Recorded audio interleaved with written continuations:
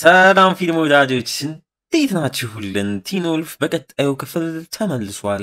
ፊልም ወዳጆች ቲዩብ እንዲሁም የቱርክ ፊልም የምንለቅበትን ድራማ ወዳጆች ቲዩብ ቻናሎቻችንን ከታች ዲስክሪፕሽን ላይ እናስቀምጥላችኋለን። እየሄዳችሁ ሰብስክራይብ እንዲሁም ለወዳጅ ጓደኞቻችሁ ሼር እያደረጋችሁ አበረታቱን።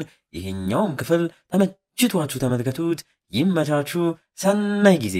በባለፈው ክፍል በቲን ወልፍ ስካትም በግጥሚያው ላይ ለመጀመሪያ ጊዜ ራሱን እንደተቆጣጠረ እንዲሁም ከፍቅረኛው አሊሰን ጋም ለመጀመሪያ ጊዜ እንደተሳሳሙ በግድያ ወንጀል ታስሮ የነበረው ዴሪክም ገዳዩ እንስሳ እንጂ ሰው አይደለም በሚል ከእስር እንደተፈታም አይተን ነበር ያቆምነው። በዚህኛውም ክፍል ቀጥለን ስካትም አሊሰንን በምሽት ይዟት እጅ ለእጅ ተያይዘው የትምህርት ቤታቸው ባስ ውስጥም በመግባት በፍቅር አይን እየተያዩና እየተሳሳቁ ግን ስካት ገና አሊሰንን መሳም ከመጀመሩ ራሱን መቆጣጠር አቅቶት ሙሉ ለሙሉ ወደ ዌር ወልፍነት በመቀየር የገዛ ፍቅረኛውን ከኔ ራቂ እያለ እየጮኸባት ሊገላትም ይሞክራል።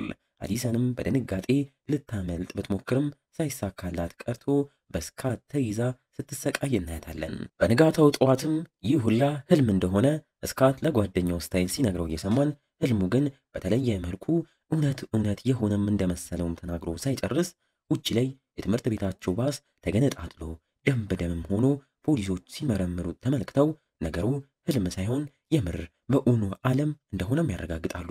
እርፍ።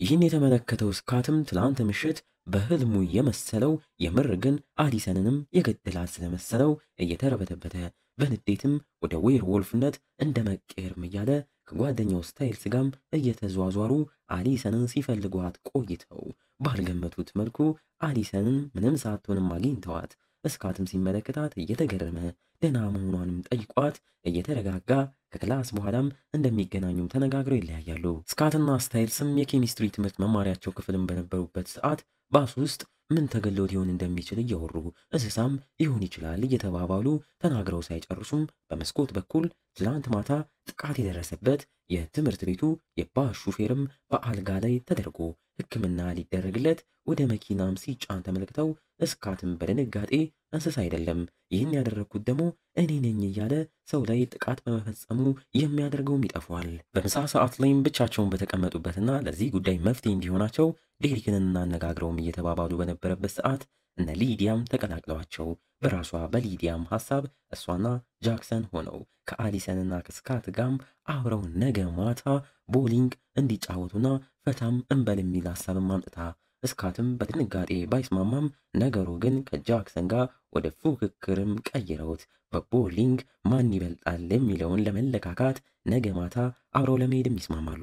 ከትምህርትም በኋላ ስካት በትርፍ ሰዓቱ የሚሰራበት የእንስሳት ክሊኒክም አምርቶ እዛው በነበረበት ሰዓት የጓደኛው የስታይልስ አባት የፖሊስ ኦፊሰሩም ውሻውን ለማሳከም እዛ ደርሶ በዛውም የክሊኒኩን ሐኪምም ዛሬ ባስ ውስጥ ጥቃት ስለደረሰበት ግለሰብ እየነገረው በፎቶም እያሳየው ጥቃቱን ምን አይነት እንስሳ ሊፈጽመው እንደሚችል ሲጠይቅ የእንስሳቱ ዶክተርም ፎቶዎቹንም እየተመለከተ ምናልባት ጥቃቱን የፈጸመው ተኩላ ወይንም ደግሞ የተራራ አንበሶች የሚባሉት ሊሆኑ እንደሚችሉም መላምቱን ይሰጣል። ከኋላቸው ሆኖ ይህንን እየሰማ ያለው ስካትም በድንጋጤ ሲርበተበት ከስራም በኋላ ወደ እናቱ የምትሰራበት ሆስፒታልም ምግብ ይዞላትም አምርቶ ሰጥቷት ሊወጣም ብሎ ግን ወደ ኋላ እንደመመለስ እያለ ባሱ ውስጥ ጥቃት ደርሶበት ሆስፒታል ክፍል ውስጥም ወደተኛው ግለሰብ ልክ እንደገባ የተኛው ሰውዬም ነቅቶም ተመልክቶት በንዴት እጁን ይዞም ሲጮህ የስካት እናትም ቦታው ላይ ደርሳ ስካትን አስወጥታም ሰውየውን ለማረጋጋት ትሞክራለች። ወዩ ነገሮች ግራ እያጋቡት ያሉት ስካትም ከሆስፒታል ከወጣ በኋላ መፍትሄ ለማግኘት ዴሪክ የሚኖርበት ድሮ ተቃጥሎ ሳይሰራ የቀረው ቤቱም አምርቶ ከራሱ ከዴሪክ ጋርም ተገናኝቶ ለፖሊሶች ስላሳሰሩት ይቅርታም እየጠየቀው አሁን ላይ ግን የእሱ እርዳታም እንደሚያስፈልገው ትናንት ማታ ባሱ ላይ የተፈጠረውን ጥቃትም ከሱ ጋርም እንደሚያያዝ በህልሙም ያንን እንዳየና ሁሉም ነገር አሁን ላይ ግራ እንዳጋባውም ይናገራል። ዴሪክም ይህን ከሰማ በኋላ ስካት በዚሁ ከቀጠለ በቅርቡ ሌላ ሰው ላይ ጥቃት መፈጸም ከዛም አልፎ ሰው እስከ መግደል ሊደርስ እንደሚችል ግን ይህ ነገር እንዲቆም ከፈለገ ወደ ዌር ወልፍነት ሳይፈልግ እንዳይቀየር በሙሉ ጨረቃ ሳይቀር እንዲቆጣጠረው ከፈለገም እንደሚረዳው ለዛ ግን በነፃም እንደማይሆንና ክፍያውንም በምን እንደሚሆን ወደፊት እንደሚያሳውቀውም ነግሮት ለአሁን ግን የባሱ ላይ ጥቃት እሱ ይፈጽመው አይፈጽመው ለማወቅ በድጋሚ ወደ ባሱም አምርቶ ውስጥ ገብቶ አካባቢውን መመልከት፣ መዳበስ፣ ማሽተትና ስሜቱን ማወቅ የተፈጠረውን ነገር እንዲያስታውስ እንደሚረዳውም ይነግረዋል። አመሻሽ ላይም ስካት በዴሪክ እንደተባለው ባሱ ላይ የተፈጠረውን ለማወቅና ለማስታወስ ወደ ትምህርት ቤታቸው ከስታይልስ ጋርም አምርተውም ስታይልስም ውጪ ሰው ከመጣም በሚል ለማሳወቅ ሲጠባበቅ ስካትም ወደ ባሱ አምርቶ ገና የባሱ በርጋም ሲጠጋ በህልሙ የታየውን እያስታወሰው ግን ውስጥ ገብቶ ወደ ደሙ ሲቃረብ ግን በትክክል ባሳለፉት ምሽት ላይ የተፈጠረውን እሱ ቦታው ላይ ተገኝቶ የባሱ ሹፌር በሌላ የተኩላ አይን ባለው ግለሰብ ጥቃት ሲፈጸምበትም ያስታውሳል በለው። እዛውም የትምህርት ቤቱ ጠባቂ ወደ እሱም እየመጣ ስለነበረ በስታይል ስም ተጠርቶ በፍጥነት ሳያዙ ቦታውን ለቀውም እየወጡ የባሱ ላይ ጥቃት ምናልባት ዴሪክ ከስካት ጋር አብሮም እንደነበረ ግን ስካት ሰውየውን ሊረዳው እንጂ ጥቃት ሲፈጽምበት እንዳልነበረም እንዳስታወሰም ይናገራል። ይህም ማለት ታዲያ እሱም ከዚህ በኋላ አሊሰን ላይ ጥቃት እንደማይፈጥርባትም ስላወቀ በቀጠሯቸውም ሰዓት ከነ ሊዲያና ጃክሰን ጋርም ለመገናኘትም ወስኖ በሌላም ትዕይንት አሊሰን ከሊዲያ ጋር ሆና የቀጠሯቸውን ሰዓት የሚለብሱትን ልብስ እየመረጡ ምንም ያህል አባቷ የጊዜ ገደብ ስለተጣለ አምሽታችሁ ከቤት አትውጡም መውጣትም አትችሉም ቢላትም እሷ ግን አባቷን ሳሰማ በመስኮትም ወጥታ ከሊዲያ ጋር ወደ ቀጠሮ ቦታቸውም ያመራሉ። በቀጠሯቸውም ሰዓት ሁሉም የቀጠሮ ቦታም ላይ ተገናኝተው የቦሊንግ ጨዋታውንም እያደረጉ በጨዋታውም ላይ ጃክሰን ብቃቱን ሲያሳይ እንዲሁም አሊሰንም ጎበዝ መሆኗን እያሳየች ምንም አይችለው ስካት ግን እየተረበተበተ በተቃራኒው እሱ ደግሞ ምንም እንደማይችል እያሳየ በጃክሰንና ሊዲያም ሲላገጥበት እናየዋለን።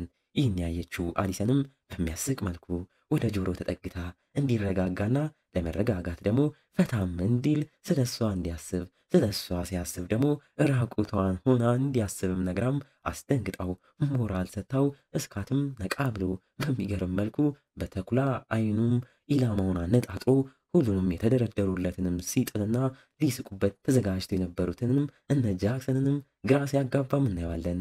ዋው አሊሰን። በሌላ ትዕይንት ዴሪክም ብቻውን ለመኪናው ነዳጅ ሊቀዳ በቆመበትም ሰዓት የአሊሰን አባት ከግብረ አበሮቹ ጋር ከኋላና ከፊት በሌሎች መኪናም ደርሶበት ከመኪናውም ወርዶ ዴሪክ ፊትም ቆሞ ስለ መኪናው እያወራበት የፊት ለፊት መስታወቱንም እንደ ሞልወል ብሎ እኔ ያሉኝን ነገሮችና ቤተሰቤን በእንክብካቤ ነው የሚይዘው እንዳንተ ሁሉም አላለቁብኝም እያለ ስለ ዴሪክ ቤተሰብ ሞትም እያነሳበት ቤተሰቡ ላይ እንዳይደርስብም አስፈራርቶት የመኪናውን የጎን መስታወትም እስከ መስበር ደርሰው አስፈራርተውት ሲሄዱም እናያቸዋለን።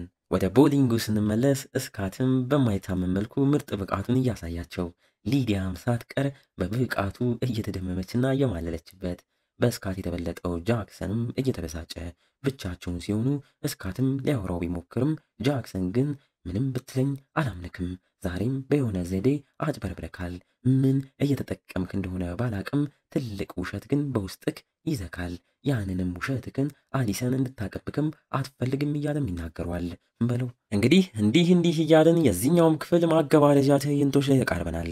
ዴሪክ ሄድም ወደ ሆስፒታል አምርቶ ባስ ውስጥ ጥቃት ደርሶበት የተኛው ግለሰብም ጋም ደርሶ አይንክን ክፈትና ቀና ብለክ ተመልከተኝ ብሎም ጠይቆት የሆስፒታል አልጋ ላይ የተኛው ግለሰብም በቀስታ አይኑን ከፍቶ ቀና ብሎ ከተመለከተው በኋላ በትክክለኛ ስሙ ዴሪክ ሄል ብሎም ጠርቶት ደጋግሞም ይቅርታ ካለው በኋላም ቀና ካለበትም ይመለሳል።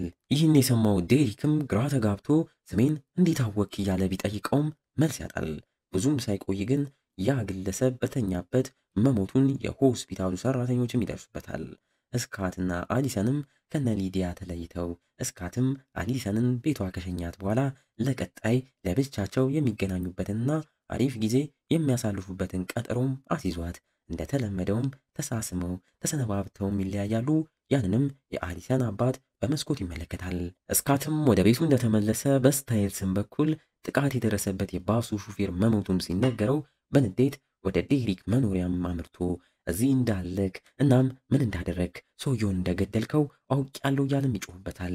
ዴሪክም ከደረጃው በላይም ሆኖ እሱ ሰውየውን እንዳልገደለ ቢናገርም እስካት ግን ሳያምነው ቀርቶ አንተ ነህ የገደልከው፣ ልክ እህትክን እንደገደልካት ያንንም ለፖሊሶች እኔ እናገራለሁ ቢልም ዴሪክም በንዴት ከተደበቀበት እየወጣ እሱ እህቱ ጠፍታበት ሊፈልጋት ወደዚህም ከተማ መጥቶ ተገላም እንዳገኛት ተናግሮ ስካትንም ገፍትሮ ከደረጃም ላይ ይጥሏል። በዚህ ጊዜ ስካትን በንዴት ወደ ዌር ወልፍነት በመቀየር ዴሪክን በኃይል ከግድግዳ ጋር ሲያጋጨው ራሱ ዴሪክም ወዲያው እሱም ወደ ዌር ወልፍነት በመቀየር ሁለቱም እዛው ቤት ውስጥ ከበድ ያለም ድብድብ ሲያደርጉ እናያቸዋለን።